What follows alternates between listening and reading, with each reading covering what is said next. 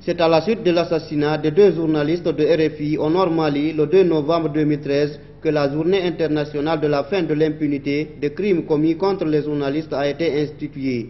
C'était en mars de la 68e Assemblée générale des Nations Unies. Ghislaine Dupont et Claude Verlon ont été assassinés ce jour sur le terrain de reportage.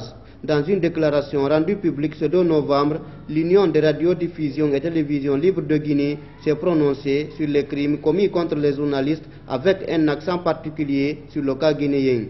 Aujourd'hui, il serait très difficile de poser un diagnostic, de dresser un bilan en ce qui concerne les atrocités, les violences et autres exactions que les journalistes subissent en longueur de journée.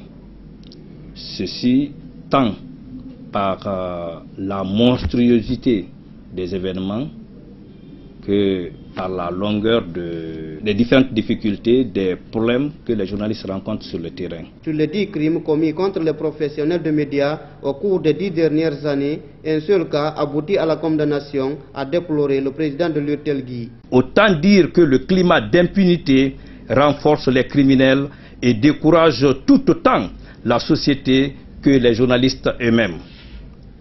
En clair, l'impunité favorise l'impunité et alimente un cercle vicieux. Les cas Mohamed Koula Diallo et Serif Diallo ont été cités dans cette déclaration. En cette triste journée, nous nous inclinons pieusement sur la mémoire de nos confrères Mohamed Koula Diallo, dont l'assassinat reste encore non élucidé, et Cherif Diallo, dont la disparition reste planée un voile de mystère. À nos confrères qui bravent quotidiennement les risques et périls pour servir le public, nous leur tirons une fière chandelle. L'UTELGUI envisage des mesures adéquates pour donner des réponses appropriées à ces crimes.